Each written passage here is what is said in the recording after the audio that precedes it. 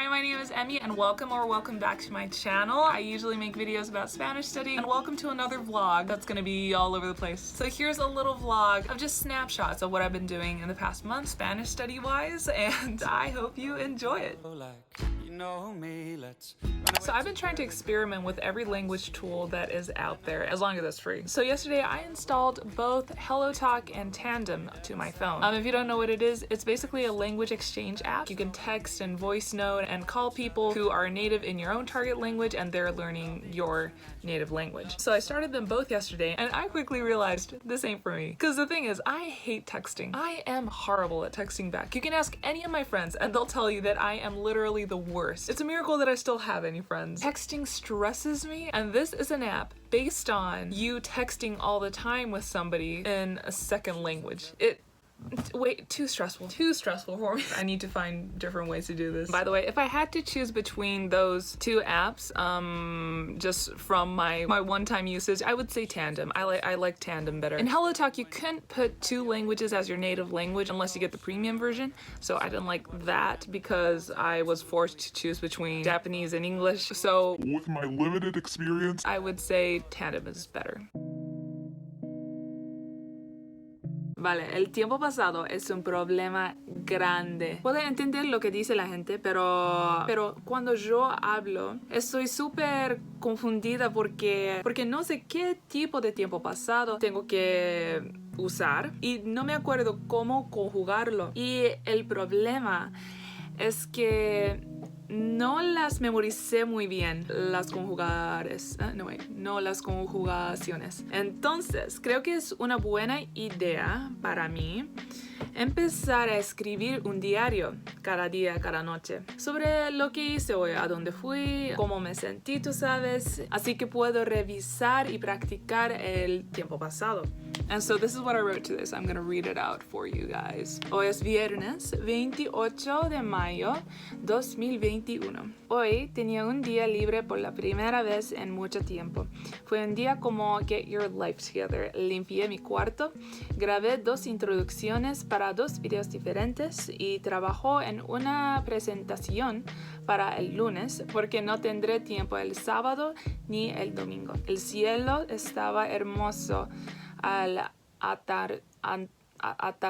You can tell that was a new word for me. El cielo estaba hermoso al atardecer hoy. Mañana voy a escalar el monte Mitake con mis amigos. Desde Corona me di cuenta que me gusta excursionar. Tengo muchas ganas de ir. Espero que puedo continuar esto. De hecho, estoy preocupada tantito. Me temo que it's gonna become boring, that I'll just get bored of it, porque si sigo escribiendo solo cosas como lo que comí, lo que dije o lo que sea, yo sé que it's just gonna get boring. I don't know how to say that in Spanish. Entonces necesito ser creativa tantito. Creo que tengo un acento más japonés que estadounidense, ¿no? ¿Qué piensan? Let's talk about music. So in the past couple of weeks, there have been 2 glorious events concerning music. One is the Tiny Desk concert by Tangana. Came out a couple of weeks ago. That little Tiny Desk concert was the best thing ever, and it changed me as a person. Culture is resetted. Humanity was blessed with that video, and yeah, that's the first great thing that happened. The second glorious thing that happened was that I discovered Luis Miguel. Have you ever heard of this underground musician called Luis Miguel? Actually, joke's on me because I genuinely didn't know him until a couple months ago when Paulina started talking to me about him because there's a series on Netflix that she loves and she told me all about his life and his children and all that. But it wasn't until a few days ago that I finally decided to listen to his music. Funny story. I was telling my sister, oh my god, this guy Luis Miguel, I would have been such a fangirl if I was a Mexican in the 80s. And my sister was like,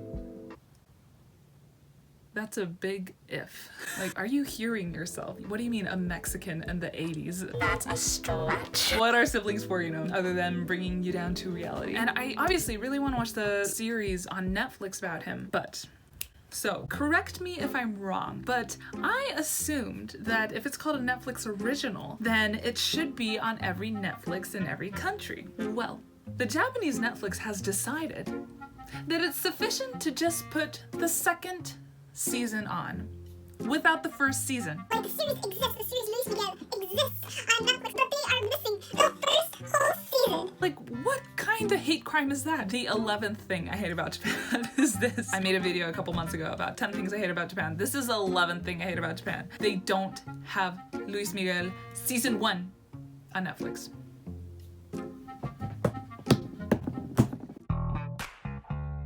So I just checked my analytics and I have 176 subscribers. That is so many people. Who allowed this to happen? The audacity. Thank you. I don't know why it's the number 176. That number hit me. I'm like, that's a lot of people. I should dry my hair. I know, I should do the Korean. Thank you. Oh my God! I literally recorded that only a couple weeks ago. And now we have 500 subscribers. That's crazy. Thank you so much. See